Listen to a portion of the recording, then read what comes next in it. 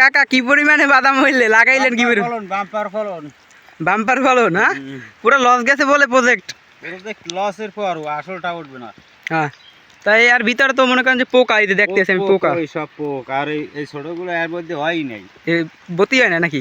হ্যাঁ হ্যাঁ, ভিতরে এই যে বড় বাদাম দেয় আর ভিতরে হয় নাই। আচ্ছা, বৃষ্টি নামছে, বাড়ির সাথে যাই তুইবে। আচ্ছা যান। তো আজকের ভিডিওটা আমি দেখাবো, আমার পিছনে যেগুলো দেখছো সবগুলোই কিন্তু বাদাম গাছ। তো আমাদের বানাই এলাকার কিছু লোক আর কি বাদাম চাষ করছে, আমি দেখানোর চেষ্টা করব যে তারা বাদাম চাষ করে কতটা ফলন পেলো। ভিডিওটা দেখতে থাকো এবং অবশ্যই লাইক কমেন্ট শেয়ার করে আমার সাথেই থাকো। তো বন্ধুরা, ফাইনালি বাদাম তুলতে চলে আসছি আমরা। ঠিক আছে, বাদাম তেমন হয় না যদিও, তারপরে যখন চাষ করা হয়েছে তো তুলতেই হইবে।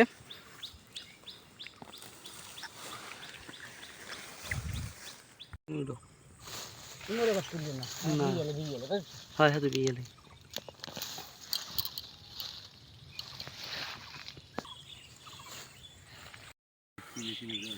দেই ওয়াট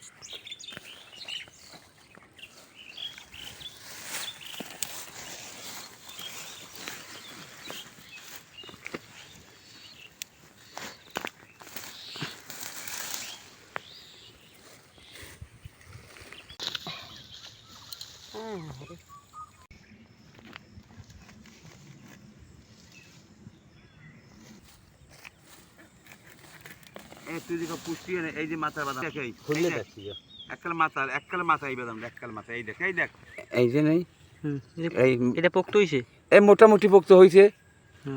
এই আর কিছুদিন গেল।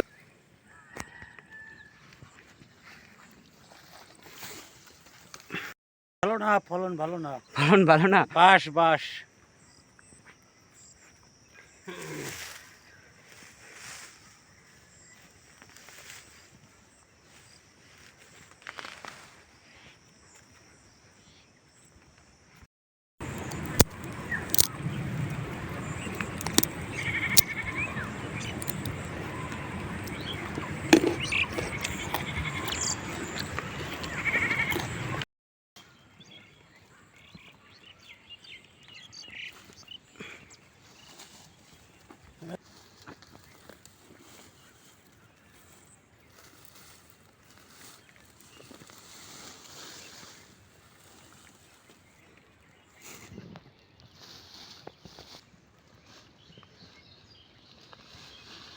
যারা দাও তো, যারা দাও একটু দিকে।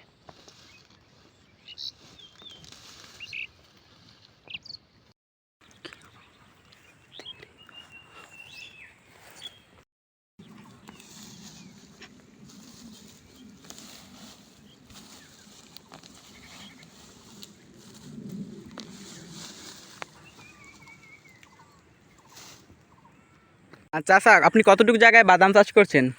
এই ধরো কাঠাখানে হবে। এই যে পুরোটা এই জায়গায় চাষ করছেন না? তো বাদাম কি পরিমাণ বাদাম হইলো? বাদাম মোটামুটি ভালোই হয়েছে, যা খারাপ না। বাদাম কিন্তু সাইজ একটু ছোট হয়েছে, আর একটু বড় হইলে আরো ফসলটা বেশি। হ্যাঁ, তো পোকা মারা করে কি আক্রমণ করছিল? ইঁদুরে ধরেছে, আর হইলো এই একটা কি পোকা, সুতলি পোকার মতো একটা পোকা দেখা যাচ্ছে বাদামে। কিন্তু ফুরাটন দিয়েছিলাম, কিন্তু ফুরাটনে কাজ করে নাই ভালো। তো যারা বাদাম চাষ করতে চায় তাদেরকে আপনি কি পরামর্শ দিবেন এই বিষয়ে, যে বাদাম চাষের কি পরামর্শ দিতে চান আপনি? বাদাম গাছ হওয়ার পরে একটু মাটি টেনে দেবে, আর ওই ওষুধ কীটনাশক ব্যবহার, হ্যাঁ, নিয়মিত দিতে হবে এগুলো। হ্যাঁ, এগুলা ব্যবহার করলে এলে এই ফসলটা আরো বেশি হবে। তো বন্ধুরা, ফাইনালি বাদাম তোলা শেষ। ঠিক আছে, এবার বৃষ্টি নামছে, বাসায় যাইতে হইবে, আর এ জায়গায় থাকা যাইবে না, মোবাইল ভিজে যাইতেছে, ক্যামেরায় পানি পড়তে আছে।